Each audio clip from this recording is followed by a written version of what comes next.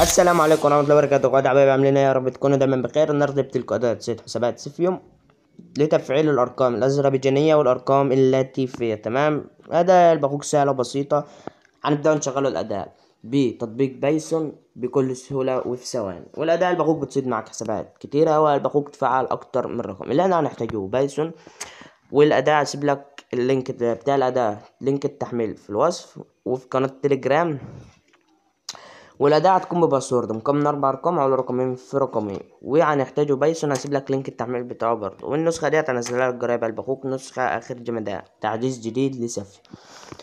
فأول حاجة الباقوك قبل ما أبدأ الشرح، لو مش مشترك في القناة اشترك وحط لايك الفيديو وفعل زر الجرس عشان يوصلك كل جديد. ويلا بينا على الشرح.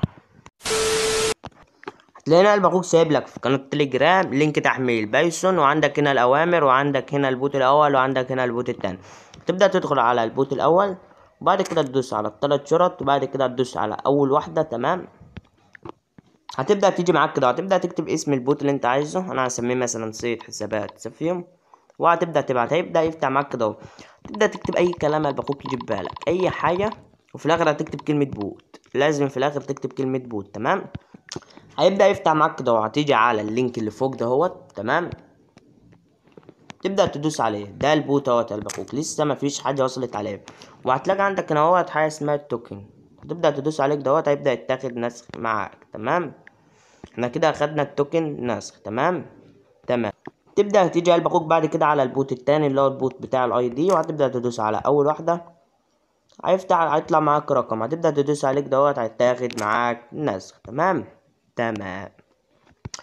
هتيجي بقى الباقوك لحتة تثبيت الأوامر، هتبدأ تحدد عليك دوت، وهتحدد على أول أمر. تمام، وبعد كده تدوس نسخ، وهتبدأ تطلع وتدخل على بايثون. بعد ما تبدأ تدخل على بايثون هتبدأ تدوس على ال3 شرط اللي فوق خالص دوت، وبعد كده هتدوس على الكلمة اللي هي اسمها PIB. تمام، وهتبدأ هتلاقي عندك علامة الصح دي متفعلة، هتبدأ تلغي التفعيل بتاعها. لازم تلغي التفعيل بتاعها عشان لو ما لغيتوش الأوامر مش هتتثبت. هتحط أول أمر وهتدوس انستول. تمام، هيبدأ الباقوك يحمل معاك وهيبدأ يثبت. تمام، تبدأ بقى تثبت الأوامر كلك بالترتيب، بس أنا عشان مثبت الأوامر مرة مش هرجع أثبتهم تاني. وبعد ما تخلص تثبيت أوامر هتدوس على علامة الملفات اللي فوق خالص ديت. تمام، وهتبدأ تدوس على كلمة اوبن. تمام، وبعد كده هتبدأ تجيب الأداة، وبعد ما تبدأ تجيب الأداة دوت الباقوك هتدوس على العلامة الصفرا ديت.